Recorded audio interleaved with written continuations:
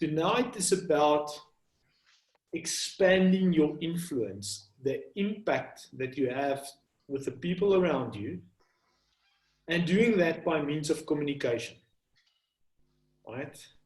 So what I'm about to share with you, I normally only share on a one-to-one basis with some of my coaching customers.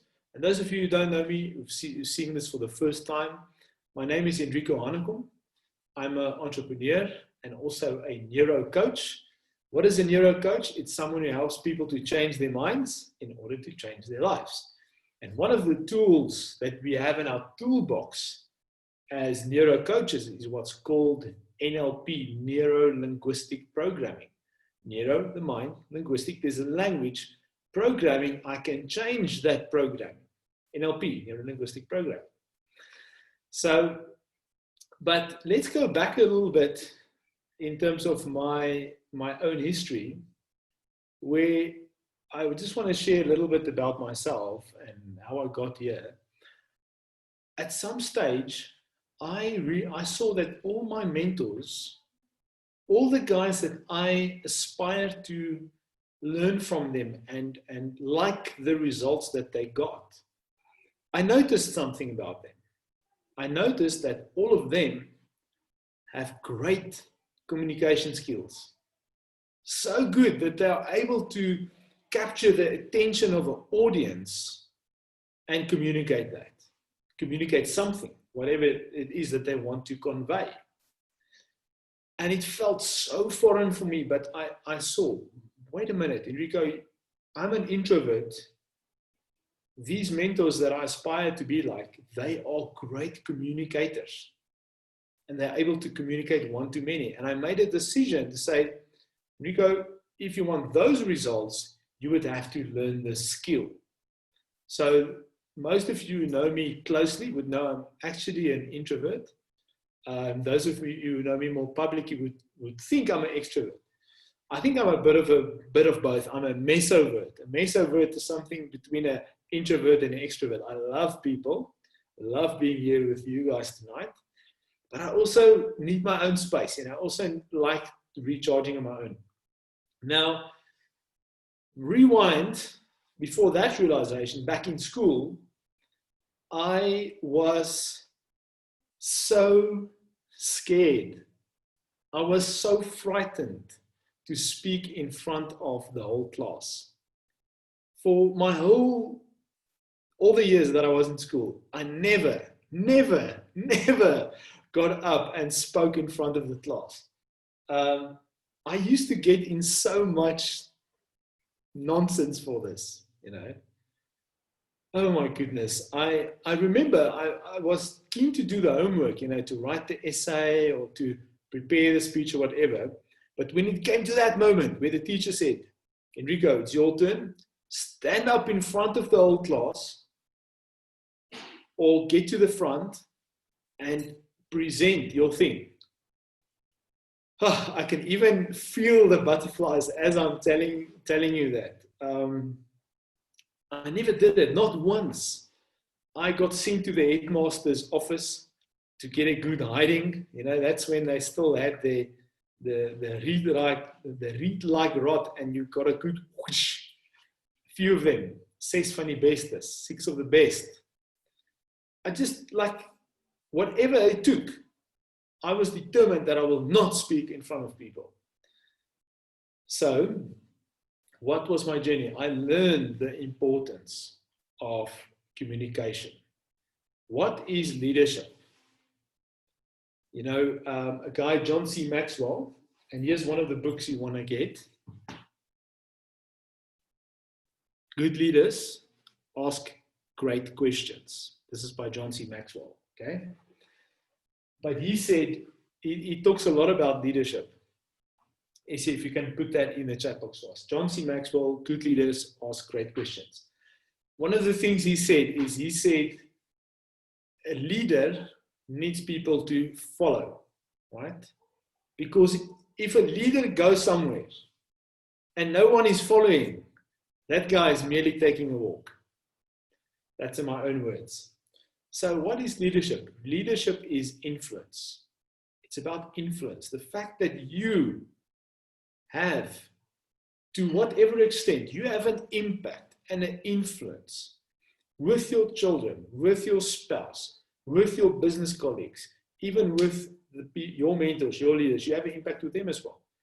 You have a sphere of influence. There is something that you bring to that group of people that only you can bring. Okay? Your beautiful, divine uniqueness. I'm so happy to see everyone here. This crowd is just growing and growing. So, a leader, please keep yourself muted. Thank you very much. A leader has influence. What is influence? It's the ability to impact people. And how is influence conveyed? It's conveyed by means of communication. All right? Now we're gonna delve deeply into communication. Let me quickly see. Yes, me too. Okay, great.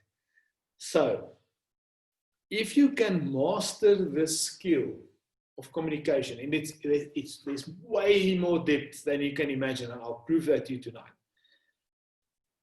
This skill of communication has an influence on every single area of your life.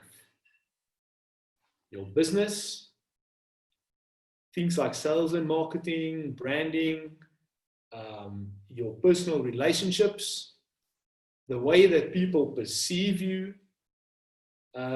It has far-reaching implications. Okay? So, what is branding and marketing? Let's make it applicable to business just for a while. Marketing, or let's talk about branding. What is a brand? A brand, you have a personal brand. You think you know what that is, but have you gone through the trouble to ask people, how do you perceive me? What do you think I'm known for? What are you famous for? What would you like to be famous for? Those are really powerful questions. And you can write it down. What am I famous for now? Ponder that. What do people come to me for? What would I like to be famous for? Because you can change that. A brand is only the picture in the mind of your target audience. I don't care about, well, it may sound very wrong, but I don't care about those people who are not my target audience. I'm here to help a specific crowd of people. You are part of that crowd. The way that you perceive me, the internal representation, the picture that you have of this is who Enrico is, that is my brand. It's not a logo, it's not a website, it's not a video. All those things contribute to that picture in your mind. But my branding is the internal representation, the picture that you formed. So now ask yourself, what is your own personal brand? What do people think about you? How do they perceive you? Okay. So this skill is huge, guys. Do you guys know the well-known investor, Warren Buffett? He is the greatest investor of our times. His company, Berkshire Hathaway, you can read up on it. He's just a legend in the investing world and with the ability to grow capital. Now, my wife just sent me a message of a Forbes article where Warren was asked, what habits did you cultivate in your 20s and 30s? What those habits that you see as the foundation to your success?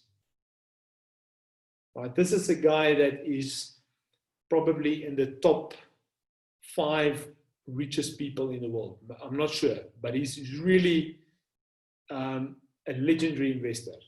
They asked him, what are those habits that cultivated your success, the foundation? And he said, Warren Buffett responded, you've got to be able to communicate in life, and it's enormously important to communicate. If you cannot communicate and talk to other people or get your ideas across, you're giving up your potential. So I'm interested in people. You know, for me, business is great, but it's a thing on the side. I'm interested in seeing what is your essence. What is that uniqueness that you bring to the world? And are you able to communicate that? You see, you've heard me say this before. A lot of people over-identify with what they do. You would ask them, so what do you do? And they would say, I'm an accountant. Right? But that's not who they really are. That's what they do. So we are not human doings, right? We are human beings. How do you introduce yourself to someone without saying your name and without saying what you do? There's a tricky one. This one has taken me years. Do you understand who you are without what you do and without your name? Because you are a human being. You cannot not be that. And then are you able to communicate that? Okay. So, public speaking is probably one of the things people are most afraid of. And this is not just about public speaking, it's about communication in general. And it's just right, because how does it work that the thing that people fear the most, other than dying, is speaking in front of an audience, right? Because if you think we live according to what's called herd mentality, that's programmed in for our survival. If I'm part of the herd, part of the crowd, my conditioning, the way that my brain works is I'll be safe. That's why in marketing, social verification, social media is a very powerful communication tool. If Enrico says one thing or you say one thing and your friends can say, yes, absolutely, yes, yes, yes, then the crowd is in consensus and saying, okay, yes, okay, now, so the crowd follows the herd. The moment you step out onto a stage, into even like some of my most difficult, it's easier for me to step onto a stage and speak to people than speaking in a really small, intimate circle of friends, because there you have to be really raw and authentic. But if you do that, suddenly you stand out from the crowd, right? You put yourself at risk. Your mind is going, this is a risk, you know? I'm not saying you're an animal, but if a herd of animals, they stay together, that's their safety. The moment one goes off, the lion is going to catch that buck. The little voice. Yes, Vincent. So yes, it's pretty natural to be afraid of being different, standing out, having a voice. But man, if you are authentic about that, you know what your essence is, you know that you are here to bring something to people around you, then it becomes easy, it becomes seamless, it becomes actually powerful. Okay, so another book that you can look at, Fierce Conversations by Susan Scott. Achieving Success at Work and in Life, one conversation at a time. Guys, this is how we convey ourselves. Nothing happens without communication, nothing. Okay, so this is so important. So let's talk about, I'm going to show you a model of communication, and I'll need to draw it out. It comes from the field of Neuro Linguistic Programming, NLP. So let me share my screen with you onto the whiteboard. Any questions, any observations so far? Anything is welcome. I think your message was private and not to everyone. There we go. Happy. So as I said, actually Tinus is one of my coaching customers where we work on a one-to-one basis. And when I explained this to him and I saw you know, what it meant to him, I thought, you know what, let's do this on Mindset Monday. And also that we are able to record it. So let's draw something on screen. The NLP communication model. This is how all your communication works, or how it doesn't work. Are you guys ready to see this? Let me see a yes in the chat box. Are you ready to understand a little bit deeper in terms of what communication is? Yes, yes, yes, yes. Okay. I'm at the right webinar. Thanks, guys. Okay, let's draw something. So, we experience reality. Thank you, Lionel. Yes, please. It's a pleasure. We experience reality through our 5, maybe 6 senses. What are those 5 senses? Can you guys put it in the chat box? Your 6th sense is probably something more spiritual, probably something more like a gut feel. Your other 5 senses, taste, smell, touch, those natural senses, audio, yes, smell, if I didn't mention that. So that's how we experience the world. And the data that come to you, interestingly, is about 400 billion bits of information every single second. I just need to organize my office here. 1 second. Let me draw that for you. So write down on the top of your page, on the top.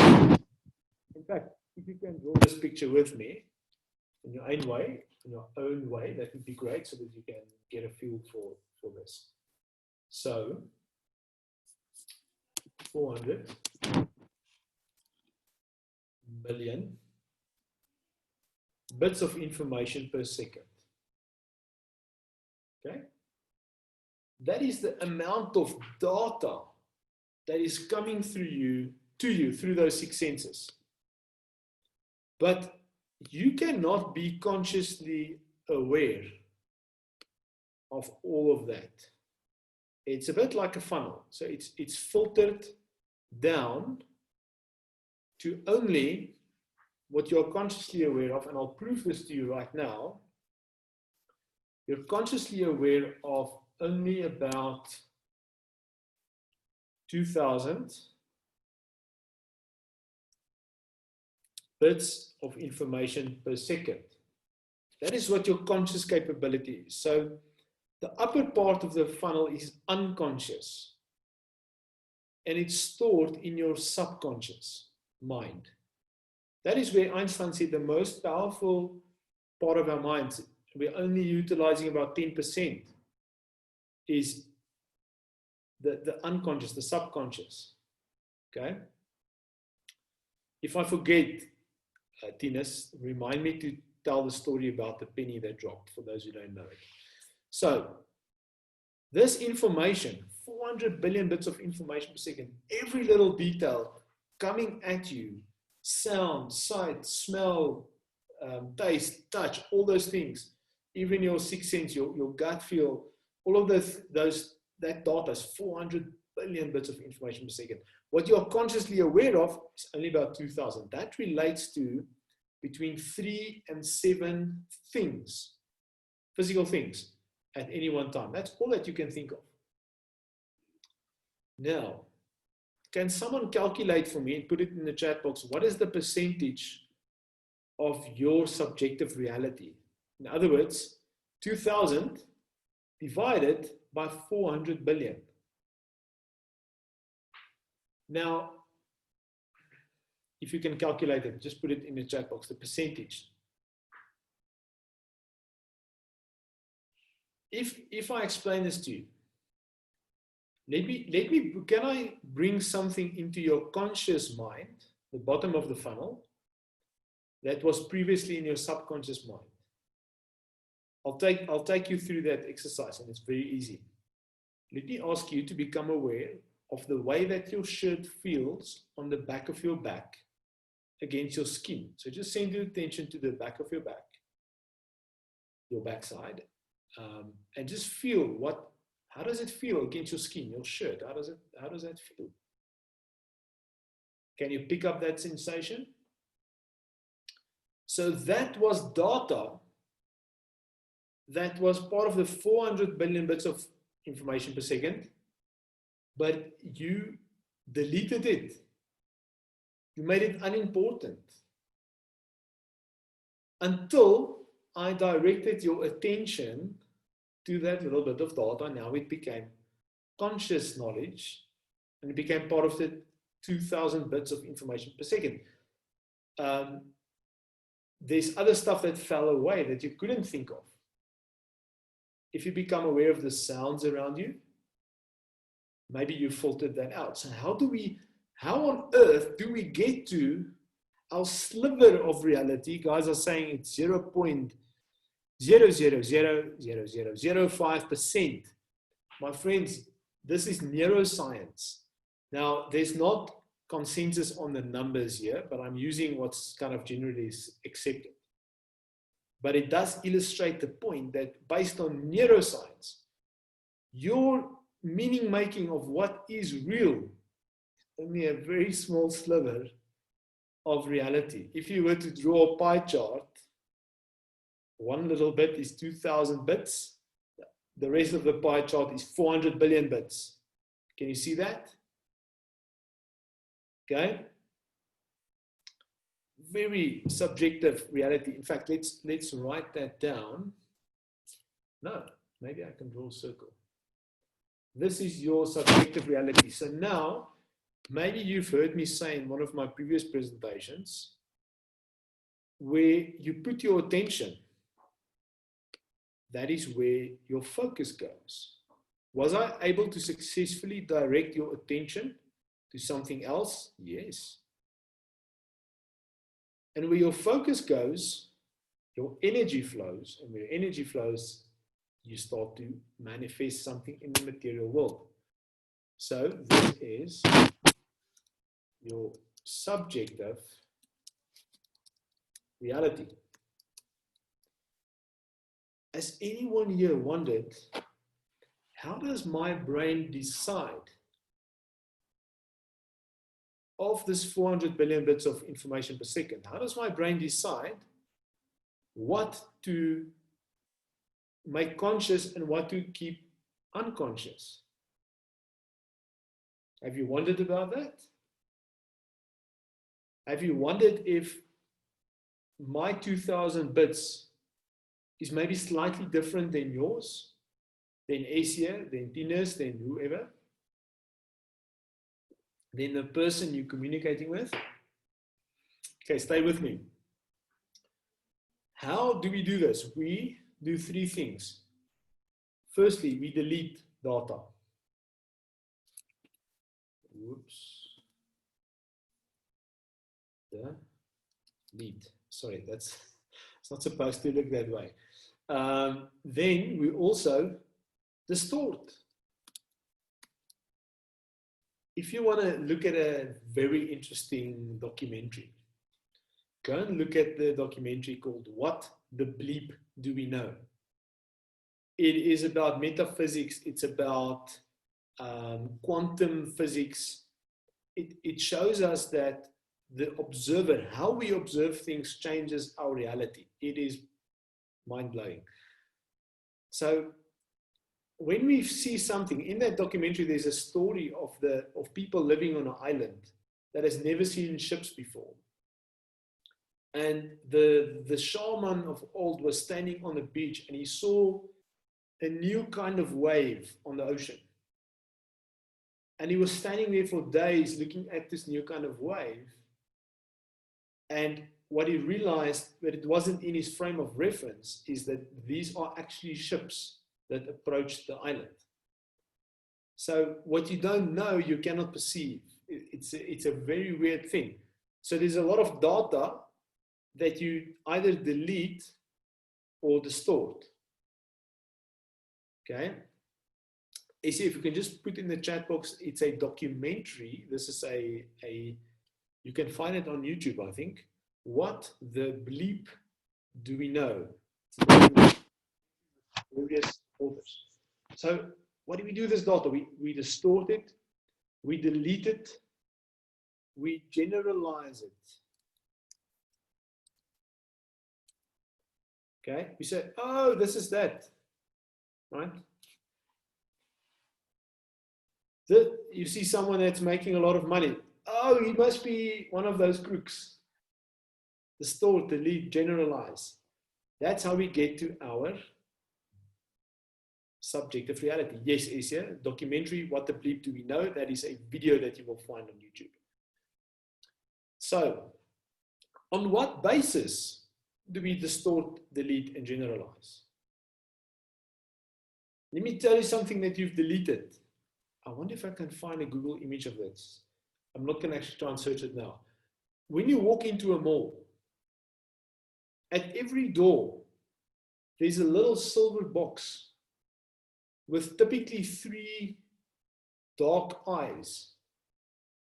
Who have seen this? Right? It's like, if I say dark eyes, it's like a dark perspex. What these things do is they count feet. If you know how a mall is built and installed, you would know this is part of, there's a feet counter. There's a whole data tracking process in the mall of how many feet that we have today. If you don't know that thing exists, you will not see it. Now that I've taken your attention to it, next time you're going to look for those feet counters. Okay, they come in different shapes and forms. Okay, very interesting. On what basis do we delete, distort, and generalize? We have what is called personality. Right? Is my personality different than yours? Absolutely. So the way that you and I filter this data down to this very subjective reality is different. What about our history? Our worldview, our frame of reference? It's very different. The biggest one is, let me just make more space here. The biggest one is your programming. Who's programmed you? The matrix. I'm joking. Teachers, preachers, and parents. The 3 P's. I'll write that for you. The 3 P's have programmed you on a very young age. Well intended. Very well intended. But they've programmed you to look at the world. Teachers, preachers, parents. Yes. I love the fact, Asia, I just picked up on what he's saying here, the lens. This is the lens you are looking through. Thanks, Asia. This is the lens. There's so much data. You only see a sliver of it through your 5 or 6 senses. That is your subjective reality. You and I can be in the very same room and we can look at this reality totally different. Totally different. Okay? And the way that you look at things also determine the things you look at. So it's a bit like, there's a saying that we like using, you can write this down. If you change the way you look at things, the things you look at change.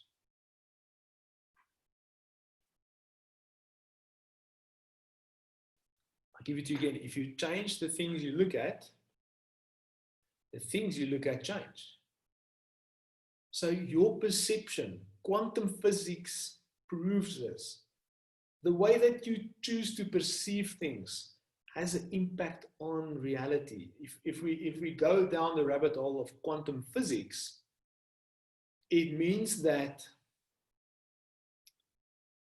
you know, can you guys remember from school? I remember particle physics where we know an atom has got certain particles, but quantum physics, you know, in school we used to build those models of molecules as those balls, right? That's the building blocks of nature, is these balls and we put them together and it creates all these atoms, create a molecule. No, no, no, no, no. Not true. We've been confused. Yes, it's a particle. So what has happened now is with quantum physics, they discovered that these things that we thought are particles are actually waves. It's a vibration. It's a frequency. And once an observer makes a choice as to how they perceive it, it manifests in reality in a particle. So the observer, the way that you look at things changes that thing. Okay, and this is on a quantum physics level, right? So you cannot like choose to look at your wife a certain way and then she will just suddenly change. However, if you're persistent with that, you may see some change. So it takes a little bit more time in the macro world to manifest that. So people have called me a master manifester, where when I set my mind to something, I understand the mechanics to bring that something about. And we are all creative in that sense. It's not just me. If we came from a creator, then, and we are made in his likeness or her likeness or its likeness, I don't know how you look at it. That's up to you. But then you must also be creative. So it means you have the ability to create. Let's see. So now, do you guys get this? That your experience of reality is highly, highly subjective. Now, when you communicate, what do? Let me show you. This is where it gets fun. There's another person. There's another person next to you. Right? Maybe it's your friend. Maybe it's a group of people. And they go through the very same meaning-making process. But they have their own subjective reality. We may be sitting around the very same boardroom table or the very same Zoom meeting. You guys get that? And now I'm trying to communicate with this person. Isn't that fascinating? Do you realize when you communicate with someone, I don't care if it's for sales or business or in a relationship, that you are worlds apart, literally. It's like being in different dimensions. So, what are you to do? This is the first thing, is the realization to know that I'm communicating with someone in their own subjective reality. What is my job then as a communicator? Is to see, how can I get into your shoes? How can I see the world from your perspective? How can I speak to that? And this is why you have a target audience. Whether it's in relationships, whether it's in business and in marketing, you have to understand your client avatar, your target audience. You need to know who that is. You need to understand their subjective reality. Otherwise, you will not be able to speak to that. Do you guys get this? This is where confusion happens. I'm saying one thing, you are hearing another thing. It is that simple. This is how the mind works. Isn't it a beautiful thing, now that I think about it, that when we communicate, that we can impact each other's reality in the same way that I'm impacting your reality, that you are seeing something new. It was always there, but I'm helping you to see something new. And when you communicate with someone else, you are effectively impacting their reality. You are there's a bit of quantum entanglement that happens there. You are making a change through communication. That is effective communication, is the fact that I can have an influence and an impact. Otherwise, why would I communicate? So what you see in front of you, this funnel, how we filter information, is the NLP, the Neuro Linguistic Programming model of communication. It is kind of my own version. You can go and Google it. There are many other aspects of layering that comes into play as to how do people actually filter. I've given you the basics here. There's something else. There are 5 aspects of communication that we're going to go into now. And whether you're doing an email campaign, whether you are marketing a webinar, your business, when you're talking to your spouse or your boyfriend or girlfriend, your kids, these 5 elements of communication, they come into play every single time. Okay, I see Tina's is saying the penny has dropped. Great. Okay, what are the 5 elements of communication? I'll put it right underneath these 2 funnels. We now understand we are trying to overcome these 2 subjective realities. Oh, before I go into the 5 elements, there's a thing in your brain, you can write down the RAS. RAS, it's a function in your mind. It's a physical area of your brain. It's called the reticulum activated system. I may have that wrong. I'm not a neuroscience, but I have studied a bit of neuroscience to be able to apply it in marketing and communication and coaching. So the RAS is part of that thing that helps you to filter. If I can tell you a quick story, when my son was, I think he was 2 or 3 years old, he had like there was a few words, you know, that age your vocabulary is very, very small. And he loves tools like in the garage, a hammer or a saw, or that was like, you know, he loved being in the garage with me. And he discovered a hammer at that age, you know, and how amazing this thing is. You know, it's got a stick, it's got a very heavy, and you can break stuff with it. It's the best thing under the sun, you know, since after his mother. And I remember the one day I came into our driveway, he was sitting in the back seat. And as we drove into the garage, my view was on the furthest end of my garage. I have these wooden boards with all the different tools hanging there. There's probably like 100 different tools, screwdrivers, you know, anything that you can imagine. But as we drove in, the garage was even dark, the lights was off. He said, in Afrikaans, he said, hammer, hammer. He saw the hammer of everything that was there. Boom, his RAS said, this thing is important. I'm seeing the hammer. This is how our minds work. We decide what we want to look for, and that becomes our reality. If you ask him what's in the garage, he will give you a subjective reality. He would say, there's a hammer. He's not seeing the forest for the trees. Okay? So this leads us to the question, how do we know what we don't know? We shift our attention. How do we shift our attention? Through mentors, through teachers, through coaches,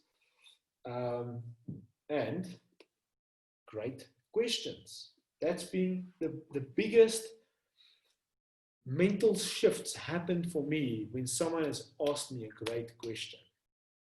Okay, I'm coming back to the 5 aspects of communication. The first thing is you have, let's take another color. Let's go with pink. The first thing we have in communication, oh goodness, wait. First thing we have is a sender, and of course we have a receiver. Okay, that makes sense, right? So even when you doing a phone call. You have a sender and a receiver. That's the first two elements of communication, sender and a receiver.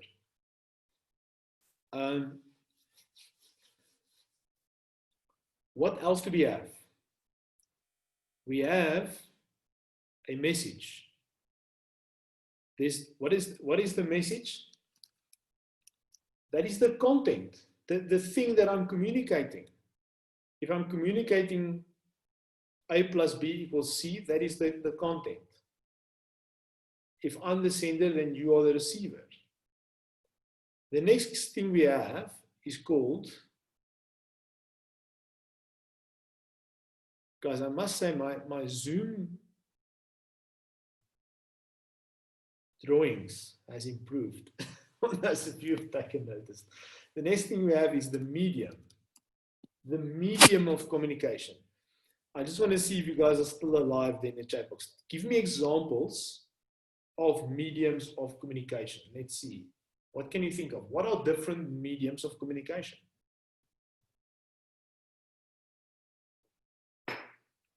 Body language, very important. Very important. Many times unconsciously noticed. What else? Can telephone be a medium? Can that be a medium? Speech, radio, tone of voice, very important medium. Verbal, yes. Hello, Kati. Social media, email, WhatsApp, eye contact, yes, part of body language. Is video conferencing, is that a medium?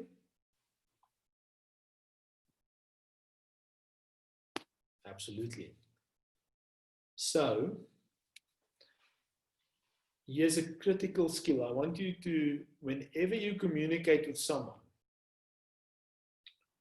to stop and think and ask yourself, based on the fact that we are in two different realities, knowing that, if I want to convey a message to you, I need to ask myself, what will be the best medium of communication in this case? We default very easily to send an email or type a WhatsApp. Or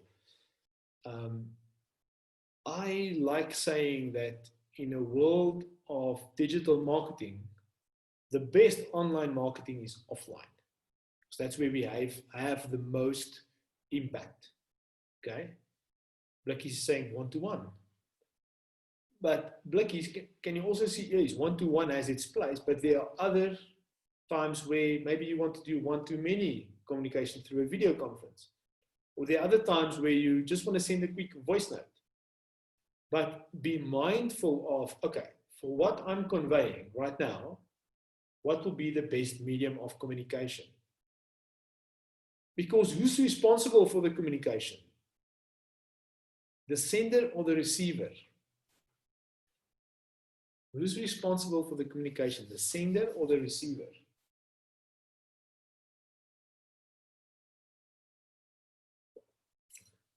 You guys are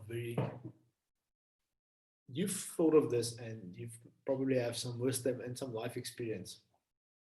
To make it really simple, I'm going to have to drag my wife into this. But if I tell my wife, you don't understand me. Have you ever felt someone else that just don't understand you? Now I point fingers at my wife. I say to her, you don't understand me. But who has the mandate to communicate? I started a conversation because I wanted to communicate. I wanted to convey a message. Blikkies is saying actually both. Well, if I want to go out for the weekend, let's say, for instance, go camping with whoever, some of my friends or whatever the case is. Now, I've got the mandate and the responsibility to communicate this with my wife.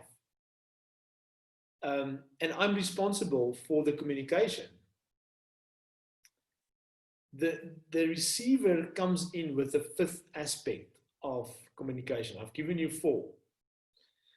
I wonder who gets the fifth aspect. Can you tell me what the fifth element is of communication?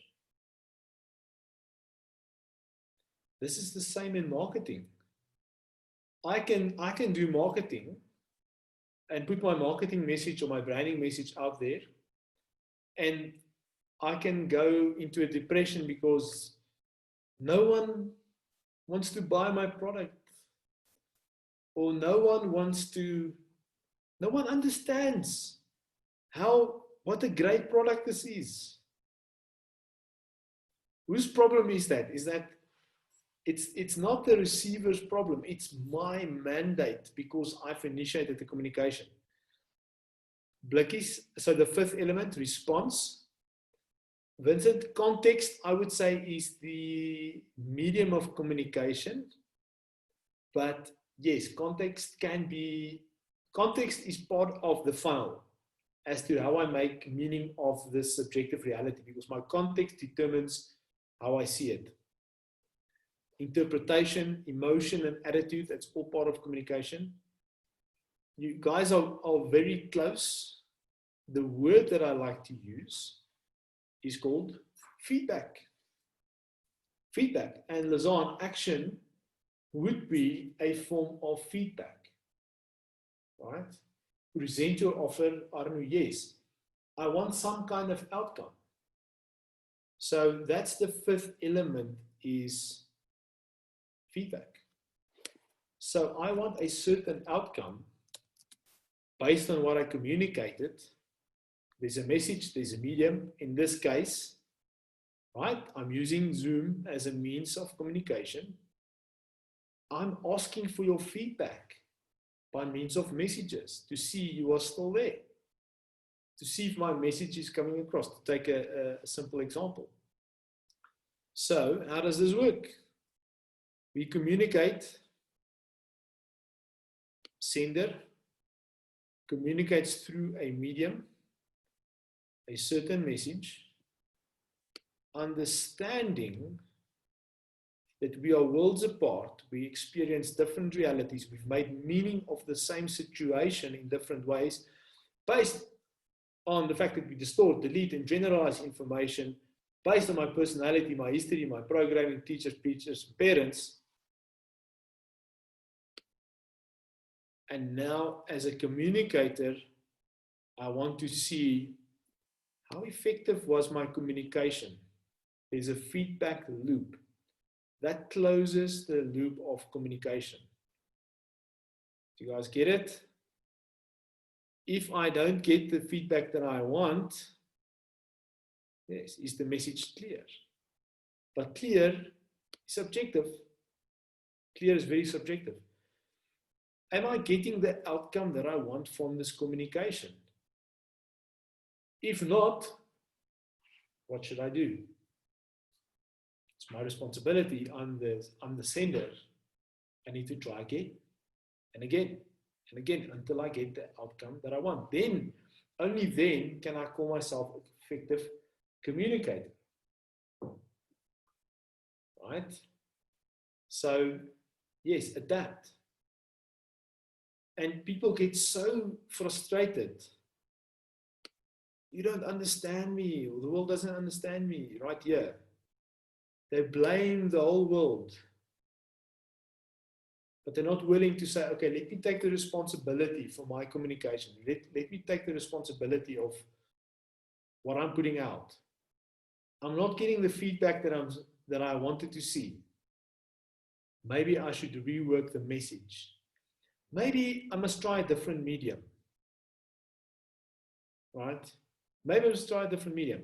If my marketing is not working on Facebook, maybe it's not the right medium.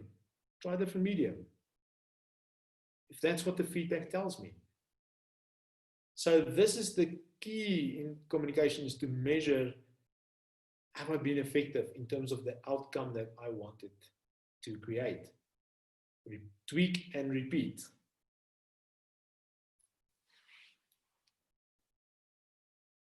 There's a lot to think about here. Essia, do you have any thoughts on this?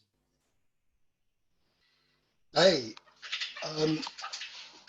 it makes you really think about taking responsibility for what you're communicating.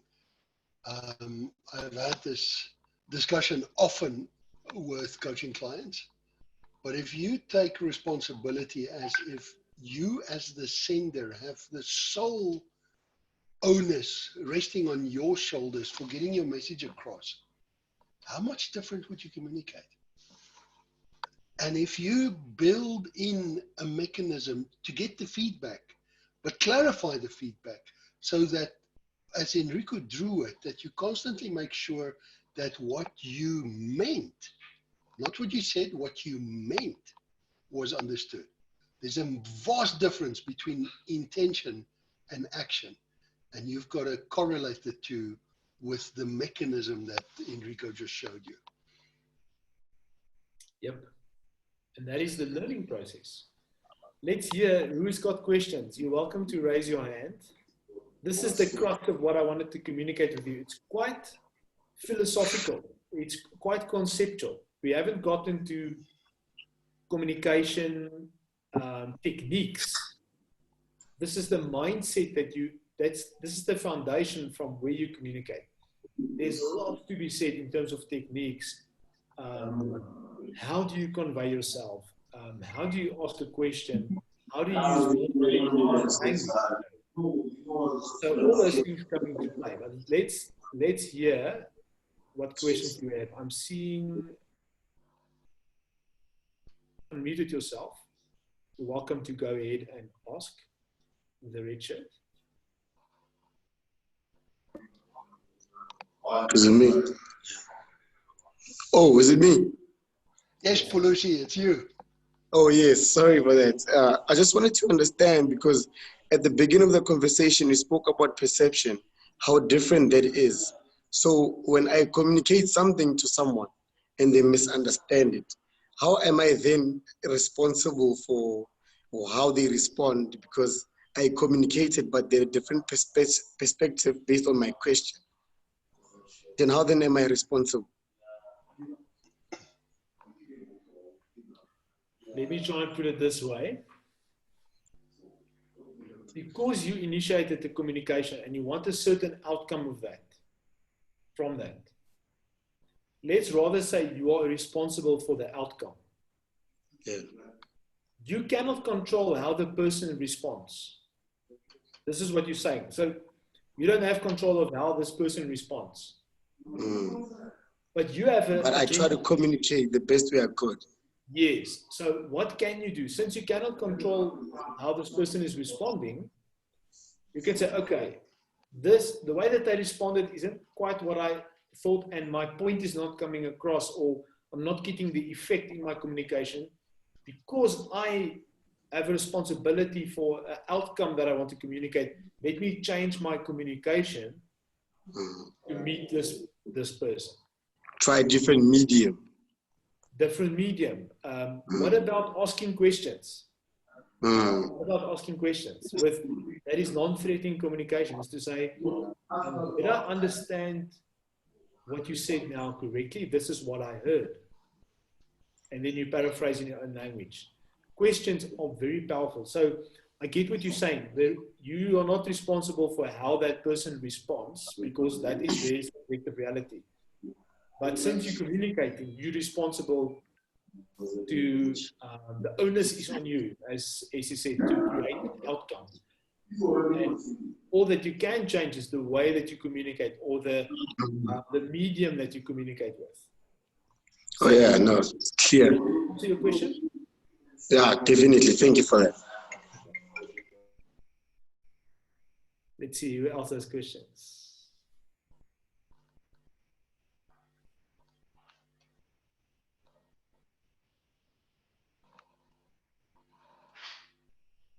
Any questions? I'm not able to see hands. Any observations or realizations that you've had through this?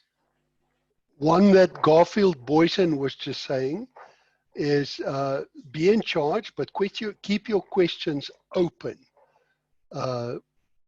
Would you comment about that perception of how to do it? What is an open question? So, this can be actually, one can easily manipulate. So you can say, like, if I use my children as an example, and I ask them, let's say I ask them, do you want to have screen time now, or do you want to eat supper?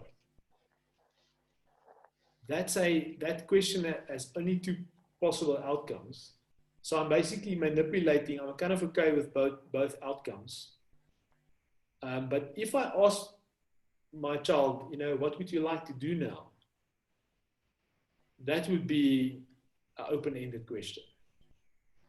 The moment I force potential answers, that is actually not an open-ended question. So you want to ask the kind of question that doesn't have a yes, no answer, and questions that are without options. So really, like, open the floor for that person to say, you know, like, for instance, if someone, let's say you have an employee and they come to you and they say, I'm really disappointed with what I just saw on my email. And most people would ask, what did you see? What was said on the email? If you ask great questions, you zoom into the emotion, you ask, what do you mean by disappointed? Because my disappointed and your disappointed will look totally different, because we have different subjective realities. When you zoom into the emotion, that person will start to, you will start to form a picture of what are they really saying. So, you know, by asking questions, you can also be a great listener. So let's quickly see.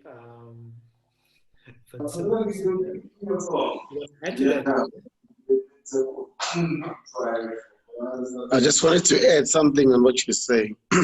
Please go for it.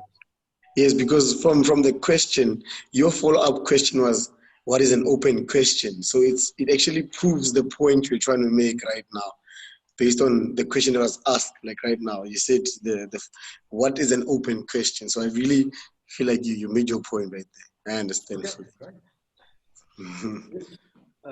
I see Vincent is saying, ask the question, shut up, wait and listen, and ask another question. That is a great little tactic. But if you put yourself in that person's shoes, what does it feel like when someone asks you earnestly, like open-endedly, what do you mean by that? And they pause and they really listen to you.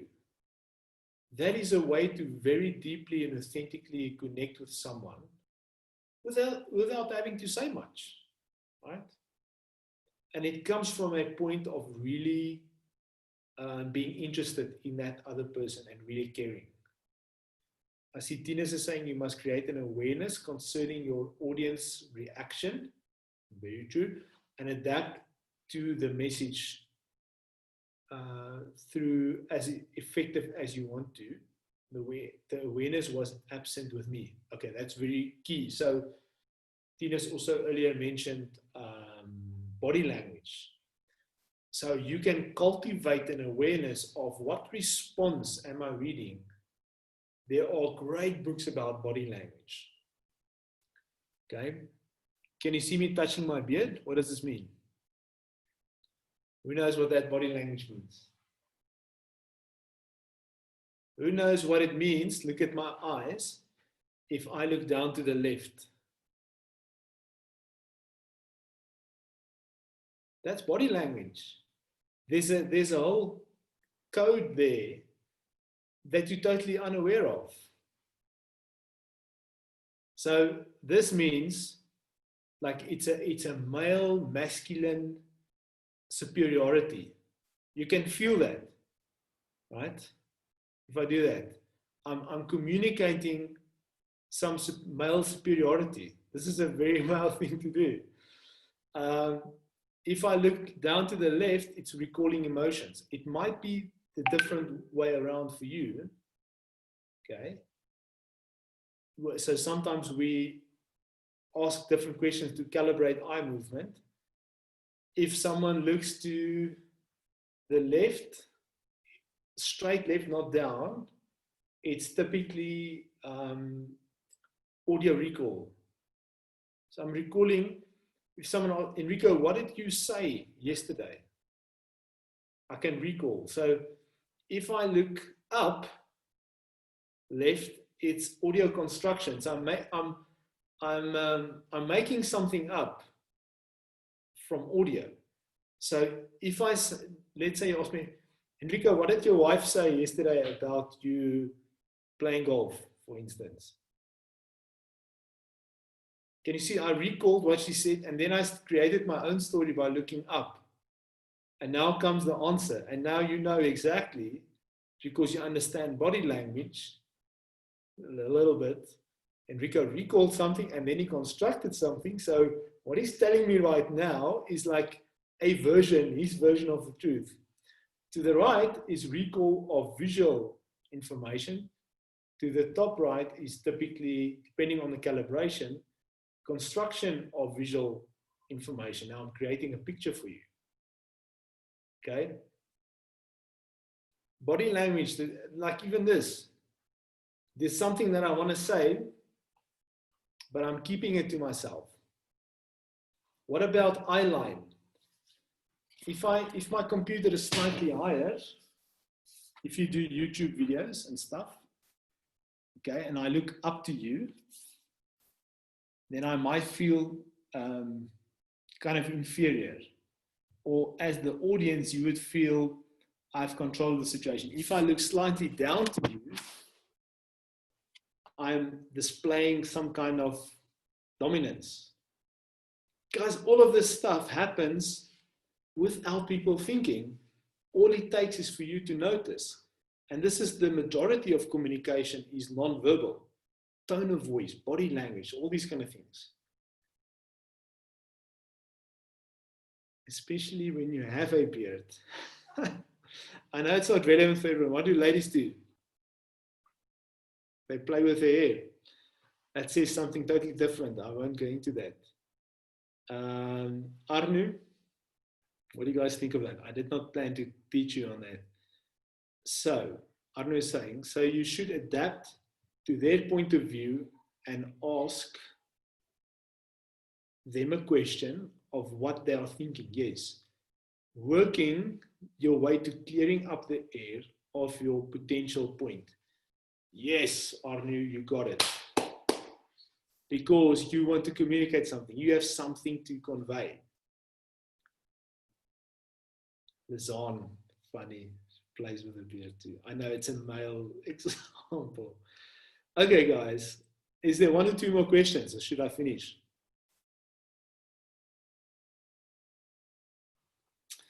My YouTube channel, where I play with these concepts and where some of these things are published, I'm going to have you look for it. No, wait, let me actually send you one of the videos. The name of my YouTube channel, if you're not on there, is called Practical Abundance. Practical Abundance. Now you're going to drop the penny.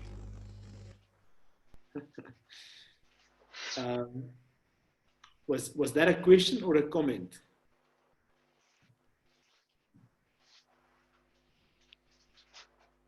Is that a question or a comment? It sounded like Blicky saying, are you going to drop the penny?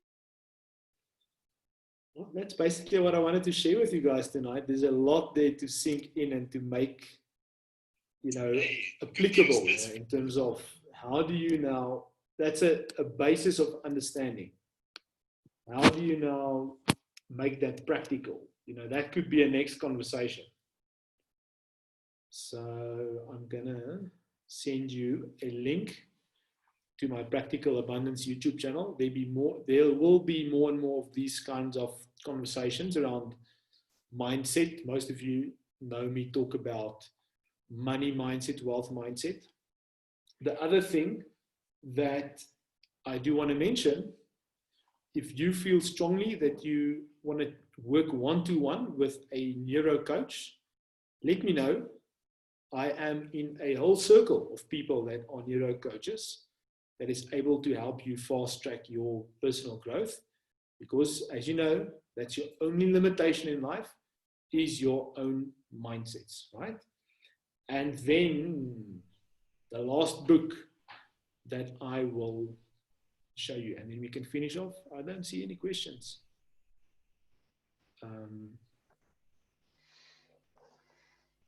So we spoke about Warren Buffett being one of the most successful and legendary investors in the world.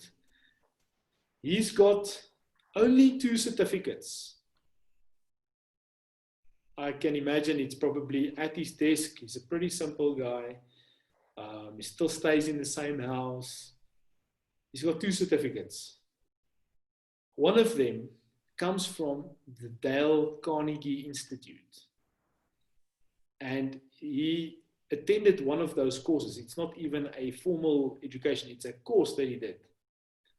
And there was a book written about that course that has been really like the turning point that has helped me as an introvert to connect more with people, well, in Mesovert, to be able to communicate better, and just changed my awareness, changed my subjective reality. That book is How to Win Friends and Influence People. And this is a later version they added in the digital age. So they taking recognition of the fact that we are communicating in the digital age. So the original book was by Dale Carnegie, and it's now obviously been edited by its associates. I'm not even sure if he's still alive, but it's a very old book, the original one at least. Like, this is the kind of book you want to read again and again and again. Things like smile, things like remembering names, how to listen, avoid arguments. There's no winner in an argument. If you win an argument, you've lost the person. Are you still the winner? It's like this kind of thing that comes out of this book. What else? Engage with empathy. Appeal to noble motives. There's so much wisdom in this book, right? You want to get this. You want to get this. So, to wrap up, this is what I want to say. But before I say it, Isia, is there any final thoughts from your side? No, I think you covered it very well. Thank you very much. I think you can just wrap up and say good night. Awesome. Thanks for everyone joining. And this was Mindset Monday. And I'm going to decrease the frequency a little bit of this. It's not going to be every Monday anymore. As the inspiration hits me, I will share Mindset Monday with you. And I wish for you to step into your leadership and to see you communicate effectively. Because it is about influence. It is about impact. So leaders know how to communicate and have impact. So I hope this keeps you awake at night. These 2 funnels, the 5 elements of communication. Do you remember? Sender, receiver, the message, the medium, and the feedback system. It's been great having you all, and thank you for Isia co-hosting. I appreciate all of you. Thank you for participating. Have a spectacular evening. It's a pleasure. I see all the thank yous. Good night. Cheers, cheers. Bye-bye.